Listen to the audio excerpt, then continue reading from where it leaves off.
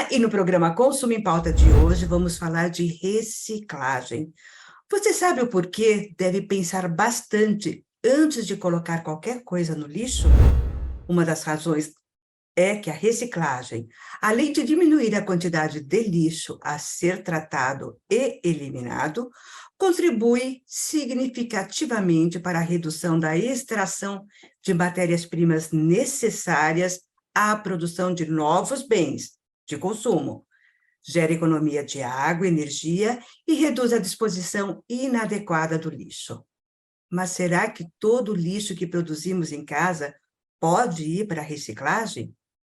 Quem vai nos dar esses detalhes e de como podemos dar um novo olhar para o lixo que produzimos é Pedro Bolfani. Ele é diretor circular da Plastweber, uma empresa gaúcha de soluções sustentáveis em plástico que conquistou, pelo segundo ano consecutivo, o Prêmio Internacional World Star Award, principal reconhecimento do setor mundial de embalagens. Por sua expertise em plástico, vamos falar especificamente sobre esse produto e sobre a reciclagem desse produto. O Pedro já está aqui com a gente. Olá, Pedro, seja bem-vindo ao programa Consumo em Pauta. É um prazer te conhecer. Olá, Ângela. O prazer é todo meu. Obrigado pela apresentação, pelo reconhecimento de algumas das nossas conquistas como Plastweber. Eu estou à tua total disposição para esse bate-papo. Me explica um pouquinho o que a Plastweber faz, qual é o trabalho dela? Nós somos especialistas em tirar materiais da economia, que já cumpriram o seu ciclo na economia, especificamente embalagens plásticas flexíveis e, mais especificamente ainda, o polietileno de baixa densidade e polietileno linear de baixa densidade, que comumente são identificados no mercado como os packs de embalagens plásticas para garrafas e outros, e também o conhecido filme stretch, que é o linear. Então, nós literalmente pegamos sucata, recolhemos no material através da nossa cadeia de fornecimento, trazemos para a empresa, classificamos segundo critérios certificados internacionalmente, moemos esse material, lavamos, descontaminamos ele completamente e depois reprocessamos para transformar ele na chamada resina ou grão. Depois desse processo, vai para outra fábrica, onde nós fizemos os filmes de alta performance para a embalagem voltar ao mercado, como uma embalagem de uso normal. Ou seja, vocês recolhem aquilo que já está, entre aspas, caracterizado como lixo e transforma ele de novo no mesmo produto, é isso? Exatamente. E ainda, muitas vezes, com alguma aditivação ou uma combinação de resinas também recicladas ou um misto de reciclado e virgem, nós agregamos propriedades ou características técnicas para atender a necessidade do nosso cliente. E quantas vezes é possível fazer isso com o plástico? Essa é uma boa pergunta, Ângela. O plástico, você imagina o seguinte, nós recolhemos o plástico, né, através dos nossos parceiros, da nossa rede, e nesse mix vem todo uma mistura. Esse mix é uma mistura, na verdade, de todos os materiais usados na economia ou no mercado. Eu vou te responder assim, se fosse um circuito fechado, quer dizer, nós pegássemos o plástico, reciclássemos, colocássemos no uso, reciclássemos novamente e fôssemos assim indefinidamente, certamente ele teria uma vida útil limitada. Então, nós poderíamos medir o número de vezes que esse material é possível de reciclar. Mas essa situação não é real, né? A realidade é que os materiais reciclados que estão no mercado ou que nós já reciclamos e voltam para nós, eles são misturados. Já no mercado, são misturados a outros chamados de primeira reciclagem, ou virgens. Então, nesse circuito aberto, nós podemos dizer que é quase que infinito. Infinito, tá. Porque como eu falei antes, nós aditivamos os materiais, mesclamos o reciclado de muitas vezes com o reciclado de primeira vez e ainda muitas vezes aditivamos algum aditivo, é interessante, mas aditivamos com algum componente, algum composto que faz com que ele recupere as características do material original. E Tá. aí, Quando você... então, pode ser destinado a diferentes aplicações técnicas. Quando você fala em plástico flexível, me vem à cabeça, eu acho que vai vir à cabeça também de quem está nos ouvindo, aquele saquinho plástico que também a gente pega em supermercado, que a gente usa muito dentro de casa. Esse saquinho também é considerado como flexível e ele também pode passar por esse processo? Esse saquinho, entre outros que é o nosso chamado polietileno de baixa densidade. Filme stretch você conhece, né? Esse que espicha, que estica e que é usado para embalar com pressão algumas mercadorias, principalmente na indústria. Uhum. Esse é o chamado stretch, mas o nome técnico é polietileno linear de baixa densidade. A nossa outra matéria-prima é o polietileno de baixa densidade, não tem o L de linear. Esse não é tão elástico quanto o stretch, mas é o que nós mais usamos na produção para fazer filmes que têm características específicas exigidas pelos nossos clientes. Esse filme que você está falando é aquela PEC que vem, por exemplo, em volta de várias latas de refrigerante ou de cerveja? Exatamente, o fardinho de água, de refrigerante, Tá. de cerveja. Esse é o polietileno de baixa densidade que nós vendemos para a indústria e que hoje, muitos desses fardinhos que você pega já está sendo usado pela indústria, nossos clientes, já está sendo usado o reciclado. Antes, esse material era só feito de matéria-prima, de resina virgem. Tá. E hoje, graças ao incentivo à economia circular, as grandes marcas que têm metas de sustentabilidade, eles estão comprando de nós e de outros, mas preferencialmente de nós, por sermos a única empresa nesse segmento que é certificada, que tem rastreabilidade, e pode garantir que realmente é um plástico reciclado, ou mais que reciclado, é um pós-consumo reciclado, que tem uma diferença entre o pós-consumo reciclado e o pós-indústria reciclada. Agora, como eu, consumidora, posso participar desse processo de reciclagem? Quer dizer, se eu compro um pack de refrigerante, de água, de cerveja, esse plástico vem para minha casa e eu normalmente vou colocar ele num lixo, se eu tiver uma coleta de um reciclável, ou vou colocar no lixo comum. Eu tenho uma possibilidade de participar desse processo, de levar em algum lugar, de entregar isso para algum lugar para ele voltar a ser reutilizado? Você, dependendo da sua cidade, do seu bairro, você já faz isso naturalmente. Se o seu prédio, a sua caixa de coleta é seletiva, você já consegue fazer isso.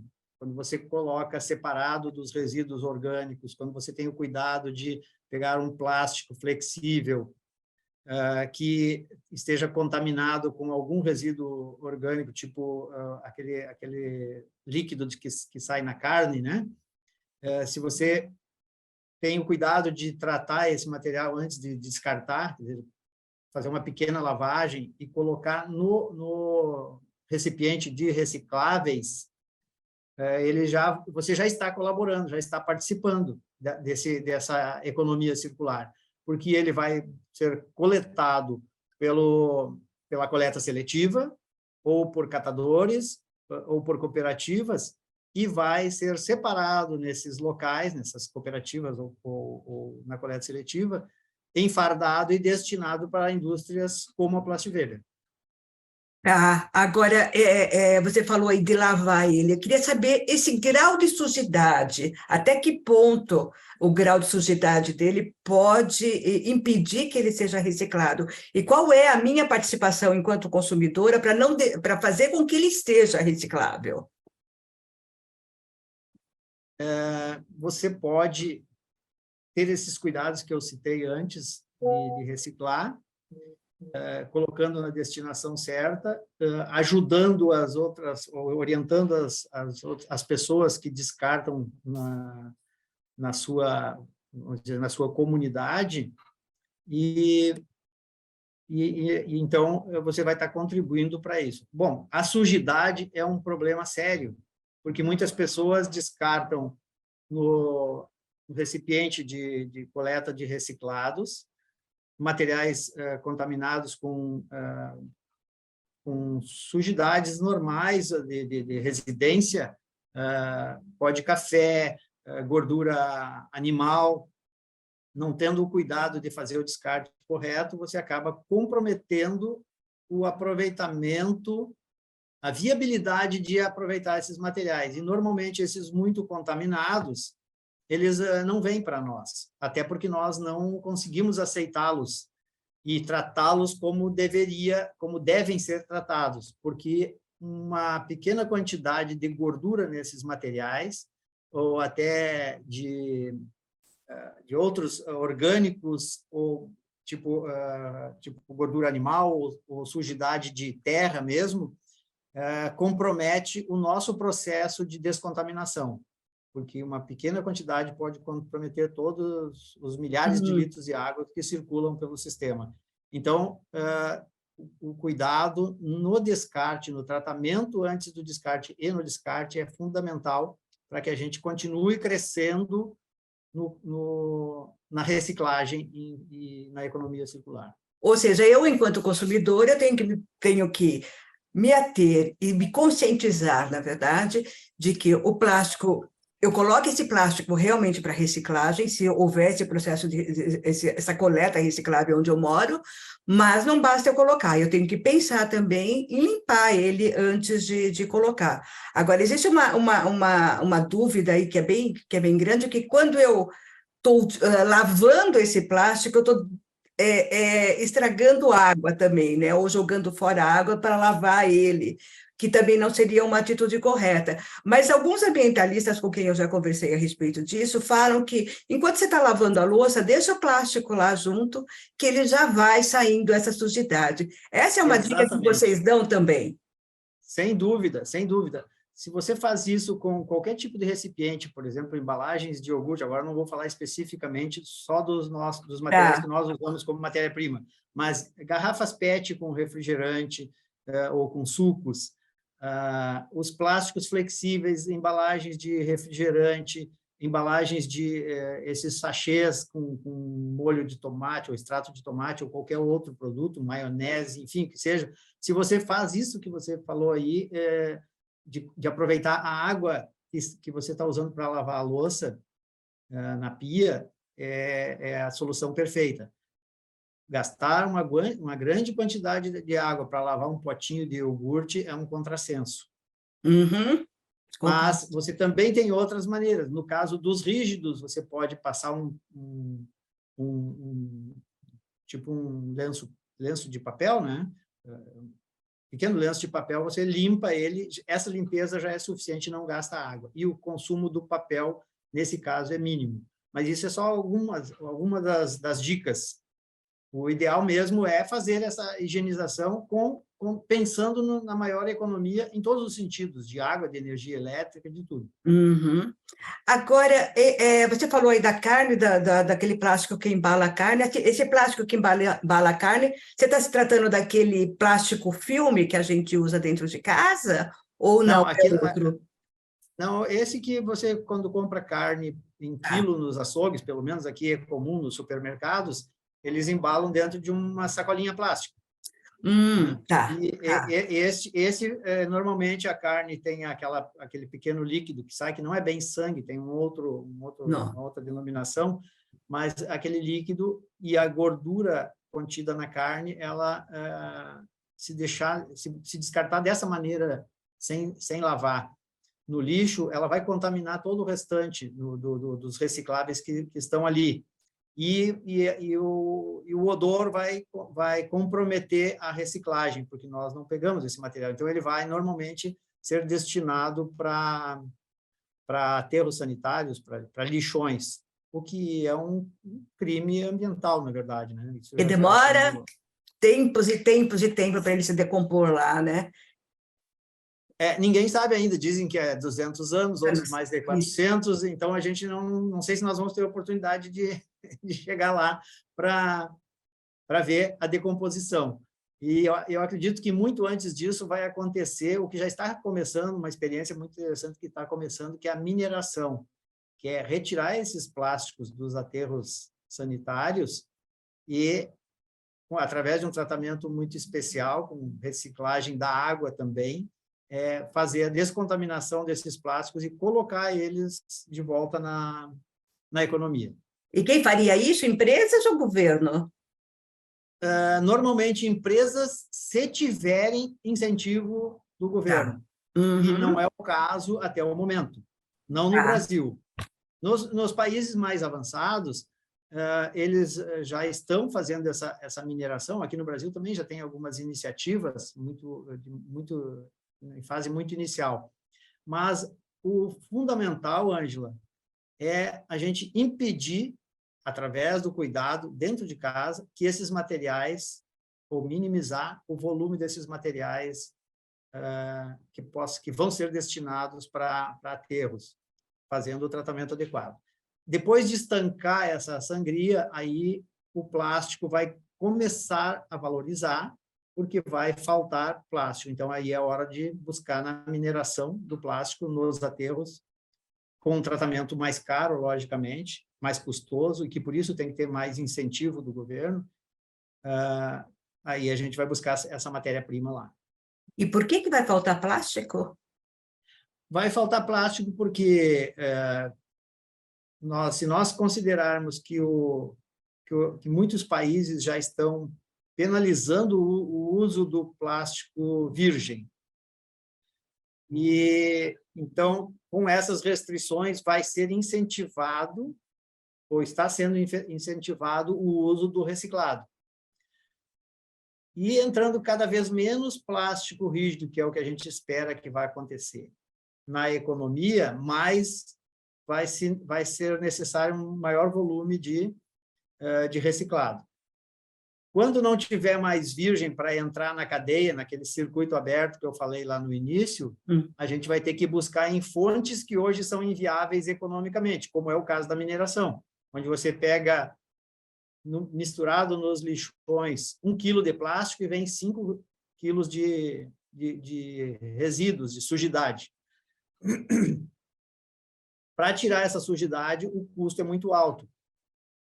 Então, só vai acontecer, só vai ser possível e viável quando houver valorização do reciclado, ele não for mais ser considerado como um patinho feio, mas sim como um produto que é fundamental para que a gente possa sobreviver e não morrer afogado no mundo de plástico. Então, com incentivos do governo, esse material vai ser viável de reaproveitar. Aí a gente pode chegar num momento que a latinha de alumínio já chegou, é isso?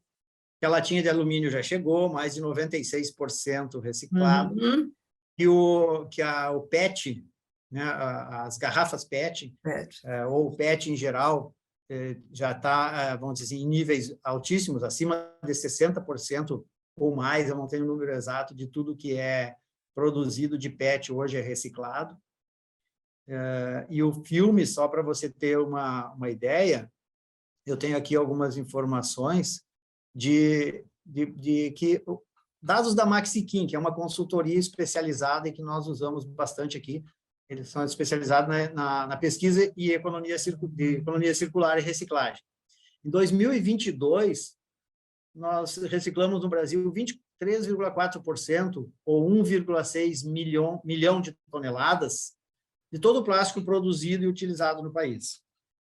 Então, parece um número bem interessante, né? 23,4% de tudo que foi produzido já é aproveitado, mas é irrisório sob dois aspectos. Se nós considerarmos, por exemplo, que boa parte disso são os rígidos, que somados, tampinha de garrafa, entre outros, é o PP, tubos de desodorante flexível, ou então, mais comumente, shampoos, que é o PAD, e principalmente o PET, que são as garrafas que a gente usa o dia todo, o tempo todo, as embalagens de fiambrerias. Esses três somados representam mais de 80% desse 1,6 milhões de toneladas reciclados no ano. Os flexíveis, normalmente, filmes, representam 15% desse volume reciclado. O restante, 5%, é outros. Mas esses 15% não é mais que 3,5% do volume de plástico flexível utilizado no ano. Então, é quase nada. Quase nada. É muito pouco perto o que é reciclado, perto do que se usa de virgem e que vai ser descartado de alguma maneira. Subutilizado, jogado para aterros ou vira combustível, é queimado. Tá? Ou seja, a gente, como consumidor, tudo que você está me dizendo aí, eu chego à conclusão de que, como consumidor, eu não preciso mais colocar o plástico de lado, eu não preciso marginalizar o plástico como ele vinha sendo marginalizado. Eu posso usá-lo, até porque é uma embalagem super interessante, principalmente dentro de uma casa, mas se eu tiver essa consciência de como descartar ele, eu vou estar ajudando o meio ambiente. Eu tenho duas respostas para contribuir com essa tua colocação, que é verdadeira. O plástico de uso único, que é a colherinha de plástico, essas coisas todas, quanto menos a gente usar, ou quanto mais a gente minimizar o uso, melhor é. Porque aquilo ali tudo é material por necessidade do uso, por ter contato com a boca, né? No caso de umas pazinhas de mexer café, ou colherinhas de doce, esses de uso único, que a gente usa e descarta. Esses aí você tem que, vamos dizer assim, usar de maneira racional. Procurar usar o mínimo possível, usar talheres normais que são laváveis. Já os flexíveis, você não tem como fugir deles. É necessário, não tem outra solução. O papel, em alguns casos, pode ser usado, mas a reciclagem do papel é extremamente mais onerosa e mais danosa ao ambiente do que o plástico. Gera muito mais pegada de carbono, exige muito mais consumo de energia, mais consumo de água. Então, a reciclagem do papel, embora seja muito comum e é necessária, para você usar o papel no lugar do plástico é um contrassenso. E a gente vê muita desinformação na imprensa e na visão comum da população, pessoas fazendo campanha contra o uso do plástico. Na verdade, o que a gente tem que fazer é campanha para usar corretamente o plástico e, principalmente, descartar corretamente o plástico, tratar corretamente o plástico. O problema não é o plástico, o problema somos nós. Nós. Uhum. E aquela lenda urbana, vou chamar isso de lenda urbana, de que todo plástico reciclado vira saco de lixo, não é uma verdade, então, né? Não é uma verdade e nós podemos provar isso. Aliás, nós somos a prova viva disso. Nós, há tempos atrás, fazíamos sacos de lixo de um material que nós buscávamos na economia e classificávamos aqui o que era para filmes nobres, nós separávamos e tratávamos de uma maneira. E o que era colorido, misturado, que não era viável separar, mas que são polietilenos de baixa densidade, eles iam para gerar uma resina que depois só serve para fazer lona preta, essas usadas na construção civil, para fazer mangueiras pretas para transporte de líquidos comuns e também para sacos de lixo. esse é o destino que nós chamamos de downcycling. Quer dizer, nós estamos pegando um plástico e colocando num produto que depois dali, esse plástico, quando voltar para a reciclagem, só vai servir mesmo para subprodutos ou produtos mais inferiores ainda do que ele foi no último uso, ou até para queima mesmo, para ser usado como combustível em caldeiras e outros. Né? Então, esses materiais vamos dizer, esse é o conceito que muita gente tem. Saquinho plástico aqui, eu vou misturar tudo e vai virar saco de lixo. Não é verdade. A grande maioria das nossas 1.000 toneladas mês que nós tratamos de plástico é para fazer o chamado upcycling.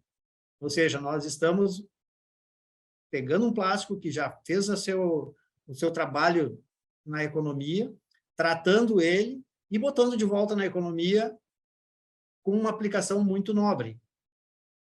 E é isso que é o nosso propósito. Construir e continuar construindo uma circularidade do plástico para que ele seja usado sem culpa. E que a gente também possa usá-lo sem culpa, desde que a gente faça direito, né? Que a gente possa usá-lo sem culpa. Pedro, muito bom o nosso bate-papo, muita informação aqui, muita informação, coisas que eu nunca tinha ouvido falar, muito legais você ter trazido isso para a gente. E acho que a gente está aí, né? A gente está aí quase que no dia estamos no dia do meio ambiente. Acho que falar de plástico nesse dia é fundamental para que a gente ganhe um pouquinho mais de consciência de como usar, mas principalmente de como descartar, né? Na verdade, o dia do meio ambiente, eu acho que é mais ou menos agora, eu vou fazer uma média contigo, tá, Ângela? É como o dia da mulher, né? Tem um dia que é simbólico, mas, na verdade, são todos. O do ambiente deveria estar incorporado na rotina de todos nós, para que a gente sempre tivesse essa visão, que nem é uma preocupação de ficar pensando, será que se eu descartar assim vai comprometer, como é que eu faço, vou estudar, vou pesquisar, até porque ninguém tem tempo para isso. Mas usar o bom senso, o senso comum, de que tudo, assim como a natureza, tudo tem que ser circular. Né? Nosso próprio planeta já tem esse formato. Então, tudo não precisa ter início, meio e fim. Ele tem que ter início, meio e voltar para o início, e voltar e voltar. Esse é o princípio da circularidade ou da economia circular.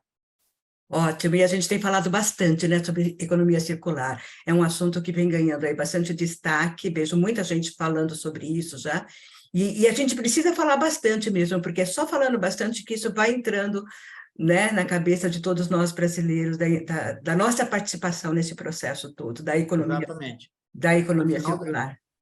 Isso. No final das contas, é a nossa sobrevivência que está em jogo, né? A nossa e dos nossos descendentes, né? É isso mesmo. A nossa espécie. Da nossa espécie.